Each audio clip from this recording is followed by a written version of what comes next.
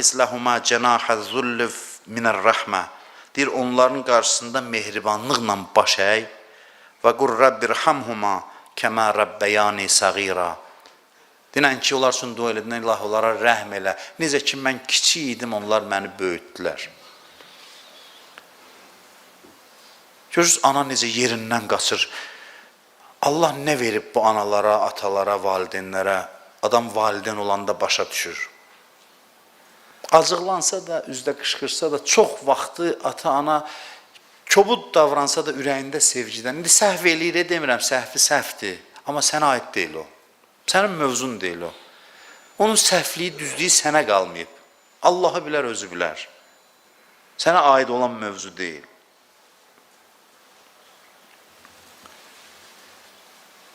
İstəyirsən aqibətin xeyirli ola, mühüm dualardan biridir. Həzrəti Yusufin dilindəndir. Təvəffəni muslimən.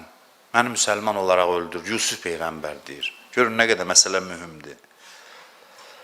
Bilirsiniz, hansı kişilər, hansı adamlar olub ki, bir ömür din haqda danışıblar. Ruhani olub, axırda Allah inkar eləyib ölüb. Allah göstərməsin, adam qorxur. Mərcə-i təqlid vardı, Ayətullah Qulpayqani. Mən ona vaxtı təqlid eləmişik bir vaxt.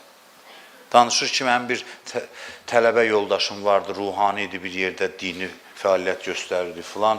Axırda deyir, bu ayrıldı, getdi başqa şəhərə, məktublaşırdıq, eşitdim bu xəstələnib, getdim, deyir, gördüm qibləyə uzadıblar, deyir, can verir. Deyir, axırıncı sözü bilsin oldu, bu ruhaninin ki, bununla həm bəhs olub, dərs oxuyublar. Axırıncı sözü bu oldu ki, Allah qədər heç kəs mənə zülm eləməyibin deyəcən. Mənim 2 dənə körpə uşağım var, həyatın ən dadlı vaxtında məni aparır. Bunu dedi, öldü. Bunu dedi, öldü. Heç kəs sığortalanmayıb, axırı necə olacaq, aqibəti necə olacaq. İstəyirsənsə, aqibətin xeyr olsun, ən gözəl yollarından biri ata-anaya xidmətdir. İstəyirsən, problemlərin həyatda az olsun, ən gözəl yollarından biri ata-anaya xidmətdir. İstəyirsiniz, həyatınıza bərəkət gəlsin, ruzu gəlsin, ata-anaya xidmət eləyin. Onun elə bərəkətləri var, mən sizə deyim. Necə ki, bir dənə mən hədis demişdim sizə ki, bəzi günahlar var, heç nə ilə yuyulmur. İmam Hüseynə göz yaşı tökəndə təmizlənir. Onu adam hiss eləyir. Görürsən ki, nəsə lap dərindən təmizləyir adamı. Məclisdən çıxanda hiss eləyirsən. Eləcə də deyir, elə bərəkətlər var ki, özünü öldür ibadətlə əldə eləməyəcəksən. Valideynə xidmət. Xidmət üçün fürsət axtarasan, belə yox. Xidmət üçün fürsət. Ürəkdən sevinə bir dəfə sənə dua eləyə, onun bərəkətini dirəsinə verməyəcək. Heç nə. Dinsizdir, dua eləmir. Tutaq ki, Allah eləməsin. Allah'a deyin ki, yenə də şaddır. O şadlıq halı var valideynin ürəyində. Onun bərəkəti həyatına gələcək. Bir dənə səmimi duasını qazan. Görün, həyatınız necə dəyişir. Ümumiyyətlə, mən sizə bir söz deyim. Problemə çox düşəndə birinci gedin, fikrinizi deyir, səbəb axtarırıq. Birinci olaraq aparın valideynə ki, nəysə orada, nəysə bəlkə düz eləməmişəm. Problemi haqda düşünəndə birinci o mövzudan başlayın.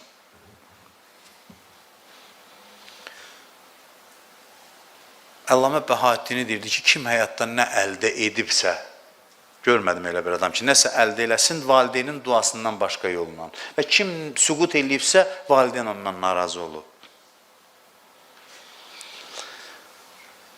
Gəlir alimin yanına İsfahaninin, deyir ki, ruzum kəsilib. Getdim Arifin yanına, zikir verdi, xeyri yoxdur. Dedi ki, nəsə haqqın nas var boynunda. Dedi, yox valla, and içərəm ki, heç kəsin haqqı yoxdur boynumda. Hər şeyi dəqiq eləmişəm. Ata-anamdan nəsə narazılıq, səndən narazılıq olan var. Dedi, yox, mən belə bir. Dedi, yaxşı fikirləş. Dedi, biraz fikirləşdi, dedi, hə, bir dəfə anamla həyat yoldaşım mübahisə eləyirdi, deyir. Anam haqsız idi, deyir. Haqsız idi, danışanda mən dedim, ana, da belə olmaz da, bir dənə bunu dedim. Sonra da deyir, üzr istədim. Deyirəm, odur, düyünün səbəbi odur ki, ruzun kəsilib, heç nə də eləyənməyəcəksən, xeyri yoxdur. Onu get razı sal. Deyir, getdim əlindən, ayağından öpdüm. Ondan sonra dedim, məni bağışla, deyir, indi bağışladım. Deyir, sən həyat yoldaşının yanındakı mənə onu dedin, mənim ürəyim ağladı, deyir. Düyünlənmiş ürəyində nə vaxt. Ağladı, deyir, ondan sonra bağışladı. Xüsusilə 2 nəfər haqqı boynunda olan adam arasında mübahisə olanda diqqətli olun. Birinin yanında birini xarab eləməyin. Sözü, orada çox incə gərək davransın insan.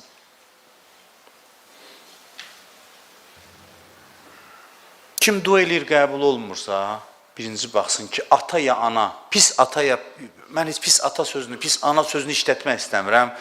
İnşallah ki, belə ata-analarımız çox azdır. Pislə ata-ana sözü yan-yana işlənməsi düz deyil. İndi o olur da bəzən, eləsi də olursa, hər bir halda dua qəbul olmamağın əsas səbəblərindən biri ata-ananın narazılığı olur. Allahümmə qfir liyəz zunubəlləti təhbisud dua. İlahi, o günahlarımı bağışla ki, dualarımı həbs edir, duaları həbs edir. Qəlbində narahatçılıq varsa, mütləq problemə düşəcəksən, mütləq.